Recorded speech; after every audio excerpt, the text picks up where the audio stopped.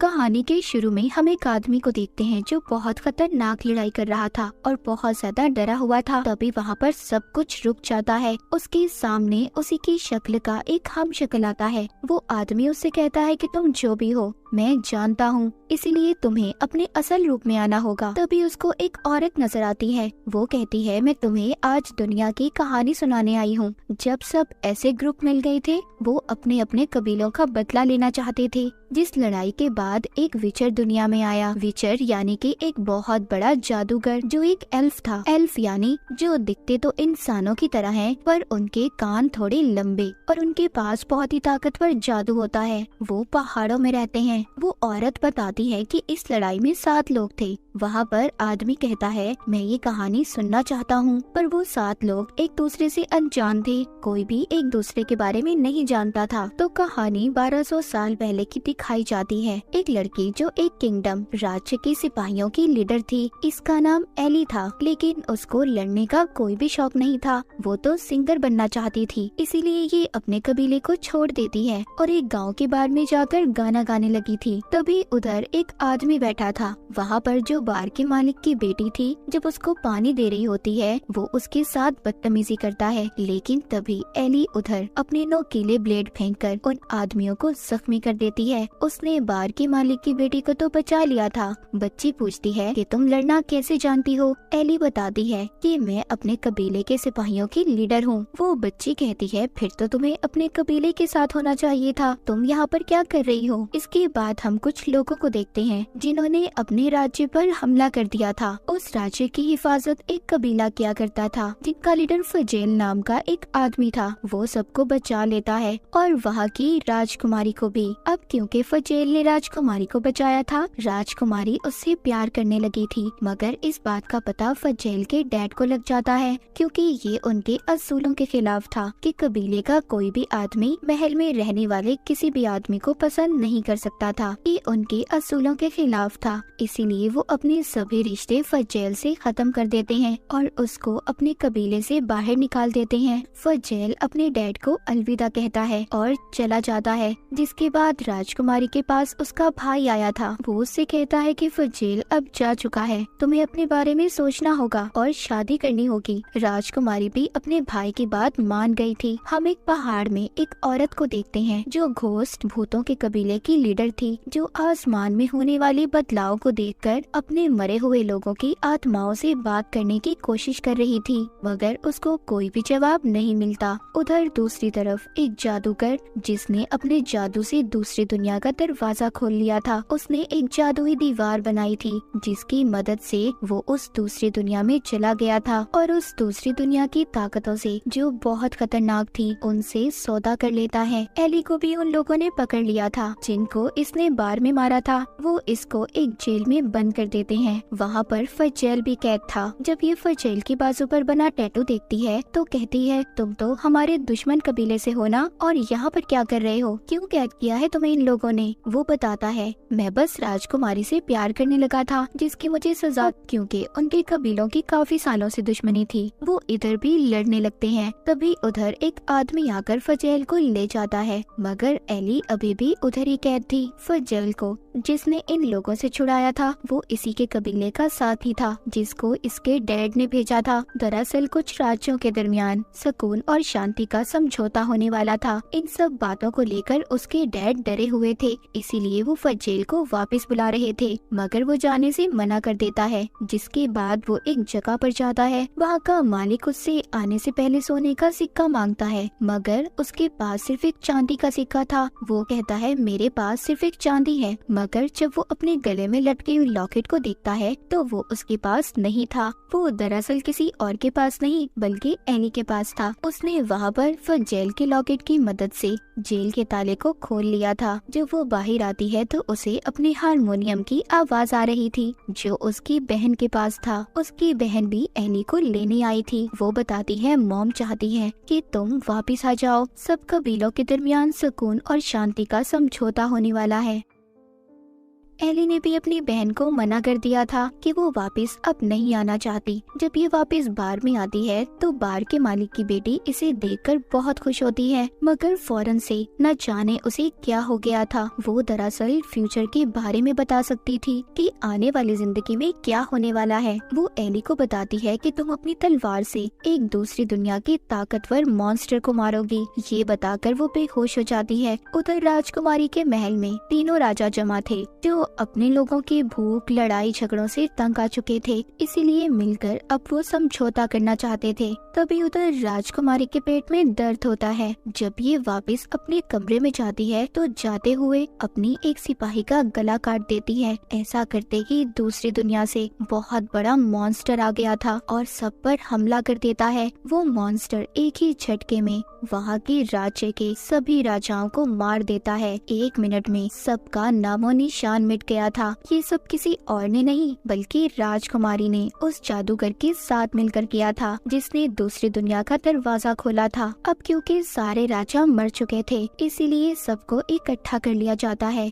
और एक राज्य बनाकर राजकुमारी को वहाँ की महारानी बना दिया गया था। वो अपने नए किंगडम, अपने राज्य का नाम गोल्डन एम्पायर रखती है। सभी एल्फ्स ने भी उसे अपनी रानी मान लिया था क्योंकि उन्हें तो सिर्फ खाना चाहिए था। उधर एली उस बच्चे की माँ के पास आती है जिसने इसको इसके फ्यूचर के बारे में बताया था। वो पूछती है क्या ये जो भी बताती है सच होता है। उसकी माँ कहती है हाँ बिल्कुल सच होता है। अब एली भी अपनी बहन के साथ जाने के लिए तैयार थी, मगर जब ये दोनों जाने लगती हैं तो कोई इन पर हमला कर देता है। इस हमले में एली की बहन मर गई थी। एली उन सिपाहियों से बहुत लड़ती है। उधर इसकी मदद करने फजेल भी आ गया था। ये मिलकर उन्हें मार देते हैं। एली कहती है ये सिपाही 3 अलग अलग राज्य के हैं, मगर इनमें तो बहुत सख्त दुश्मनी थी, तो इन्होंने मिलकर हम पर हमला क्यों किया? कुछ तो गड़बड़ है, मुझे जाकर अपने कबीले वालों को बताना होगा। फजेल कहता है अगर तुम चाहो तो मुझे साथ ले जा सकती हो क्योंकि क्या पता तुम्हें रानी वापस ले लेता है। एली अब फजेल की बात मान गई थी। ये उसके साथ वर्षा की तरफ निकल पड़ती है। उधर राजकुमारी अब महारानी तो बन गई थी, मगर यहाँ के सारे फैसले जादूगर करता था। वो रानी होने के बावजूद जादूगर के खिलाफ नहीं जा सकती थी क्योंकि उसके पास एक बहुत बड़ा मॉन्स्टर था जो वो अपने जादू की मदद से दूसरी दुनिया से लाया था।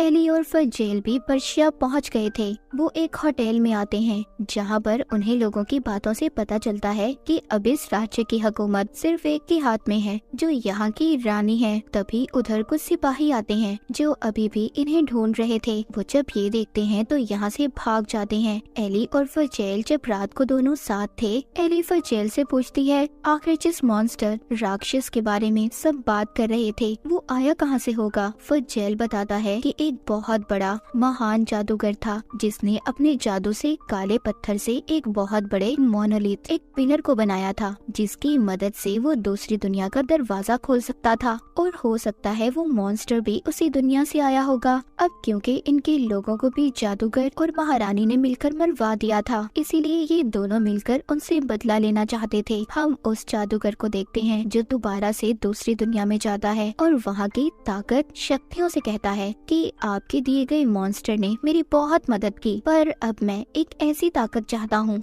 जो सिर्फ मेरे पास हो। जिस पर दूसरी दुनिया की ताकतें कहती हैं कि तुम्हें अपनी सबसे प्यारी चीज को सेक्रीफाइस कुर्बान करना होगा। उधर फजेल और एली मदद के लिए घोस्ट कबीले के लीडर के पास जाते हैं क्योंकि उसके कबीले के लोगों को भी जादूगर और महारानी ने जहर देकर मार दिया था। एली कहती है आपको हमारी मदद करनी होगी क्योंकि आपकी खानदानी तलवार भी उनके कब्जे में है। अगर आप अपना बदला उनसे लेना चाहती हो तो आपको हमारा साथ देना होगा। और इस तरह एली और फजेल के साथ अब घोस्ट कबीले की लीडर भी थी। अब ये 3 हो गए थे। इसके बाद हम एक बोनो की लीडर को देखते हैं जो एक एल्फ के दरवाजे पर जाकर कहती है कि मुझे एक आँख वाले एल्फ की तलाश है। वो बोनो के कबीले की लीडर अपने हथौड़े की मदद से खिड़की को तोड़कर एक घर में चली जाती है और वहाँ से सभी लोगों को मार देती है जिन्होंने इसकी दोस्त को मारा था। महल में महारानी का भाई जादूगर के साथ था। जादूगर उससे पूछता है क्या फजेल और एली को पकड़ लिया है? वो कहता है नहीं, उनकी तलाश जारी है। उधर फजेल और एली पर्शिया के शहर में आकर एक बैंक में जाते हैं। वो वहाँ से पैसे लेकर अपने साथ कुछ और लोगों को शामिल करना चाहते थे क्योंकि जादूगर से लड़ना कोई आसान बात नहीं थी।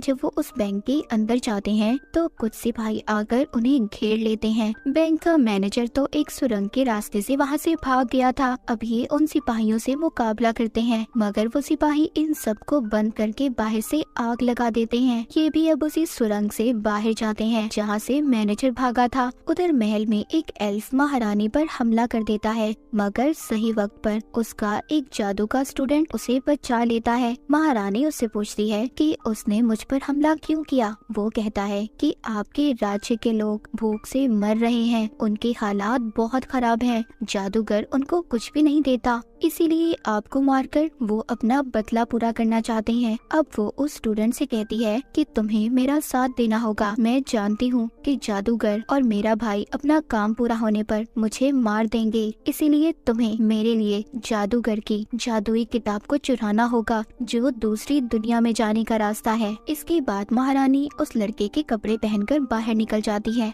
और अपने राज्य का हाल देखती है। सब लोग एक दूसरे से भीख मांग रहे थे, खाने के लिए किसी के पास कुछ खास नहीं था। उसको ये देखकर बहुत हैरत होती है। कबीले की लीडर भी थी जो उन सिपाहियों के हमले से बहुत ज्यादा जख्मी हो गई थी, इसीलिए फजेल और एली उसको एक जगह बिठाकर उसके लिए जड़ी बूटियाँ लेने जाते हैं। तभी उन्हें एक आदमी मिलता है जिसके पास उनको पकड़ने का पोस्टर था। वो कहता है जिसकी तलाश में तुम हो, मुझे भी उन लोगों से बदला लेना है। उन्होंने मेरे पूरे गाँव को खत्म कर दिया, मैं तुम्हारे साथ जाना चाहता हूँ। एली ने उसको भी अब अपनी टीम में शामिल कर लिया था। अब ये 4 लोग हो चुके थे। उस हमले की वजह से घोस्ट कबीले की लीडर बहुत जख्मी थी क्योंकि उसको जहरीली तलवार से मारा गया था। उधर ही वो आदमी जो इनके साथ शामिल हो गया था वो कहता है कि मैं एक जादूगरनी को जानता हूँ जो अपने जादू से इसको ठीक कर देगी। जब वो उन्हें उनके पास लेकर जाता है तो रास्ते में चारों तरफ धुआं था। वो कहता है देखो, इस धुएं में तुम्हें अगर कुछ भी नजर आए तो रुकना मत, बस चलते रहना। इन सबको अपनी जिंदगी में होने वाले खतरनाक हादसे नजर आ रहे थे मगर ये उधर पहुंच गए थे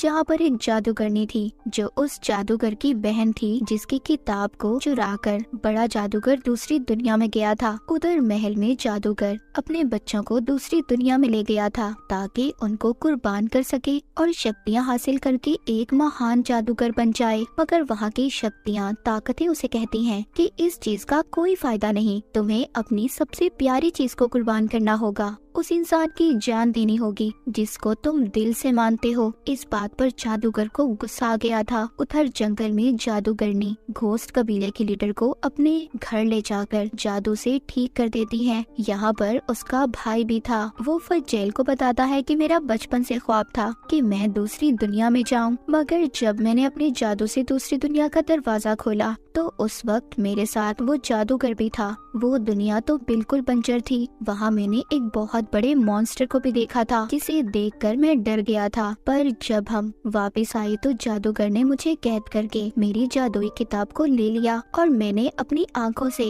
तुम्हारी बहन को मरते देखा है जिसे महारानी ने मारा था। बाद में उस जादूगर ने सबसे ये कह दिया कि मैं दूसरी दुनिया में खो चुका हूँ, मगर अब जमीन और आसमान के बदलाव को देख रहे हो, हमें जल्द ही कुछ करना होगा, इन सबको बचाना होगा। मेरे पास एक मोनोलिथ है जो हमें सीधा जादूगर के मोनोलिथ तक लेकर जाएगा। अब ये ऐसा ही करते हैं। मगर ये दूसरी दुनिया में पहुंच गए थे मगर वहाँ पर इनके पीछे एक बहुत बड़ा सेंटीपीड मॉन्स्टर पड़ जाता है। लेकिन जल्द ही ये अपनी दुनिया में वापस आ गए थे और जादूगर ने उसका भाई अपने जादू से दूसरी दुनिया के दरवाजे को बंद कर देते हैं।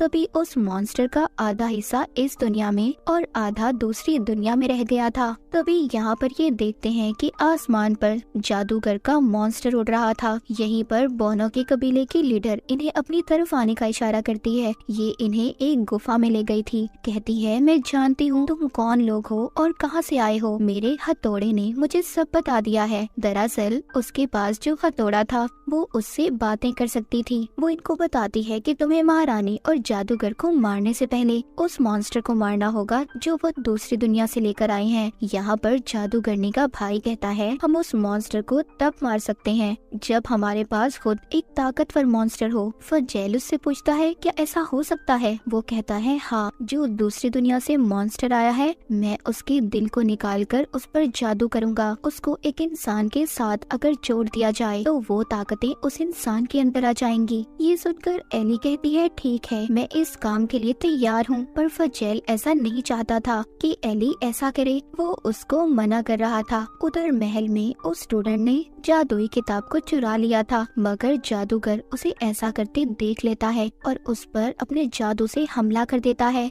लेकिन जब वो ऐसा कर रहा था तभी उधर महारानी और उसका भाई आ गया था, जिन्होंने जादूगर की बेटी को पकड़ा हुआ था। वो उस स्टूडेंट को छोड़ने की धमकी देते हैं। इधर जंगल में एली और फजेल दोनों साथ थे। वो अब एक दूसरे को पसंद करने लगे थे। जब सुबह होती है तो एली किसी के चीखने की आवाजें सुनती है। वो गुफा के अंदर जाकर देखती है तो फजेल ने उस दवा को पी लिया था जिसको एली खुद पीकर मॉन्स्टर से जुड़ने वाली थी। फजेल बहुत ज्यादा तड़प रहा था, पर जादूगरनी का भाई उसको दवा पिलाकर तैयार करता है। महल में महारानी की जादुई किताब को चुराकर दूसरी दुनिया में जाना चाहती थी ताकि अपने राज्य के लोगों के लिए अनाज ला सके, पर वो स्टूडेंट जो किताब को पढ़कर जादू कर रहा था उससे दरवाजा नहीं खुल पाता। गुफा में जादूगरनी फजेल पर जादू करती है। उस मॉन्स्टर के टेंटिकल्स उसके जिस्म में डाल देती है, जिससे अब सबको ये लग रहा था कि फजेल मर चुका है। पर अचानक से वो अपनी आंखें खोलता है। उसकी आंखें पीली पड़ चुकी थी।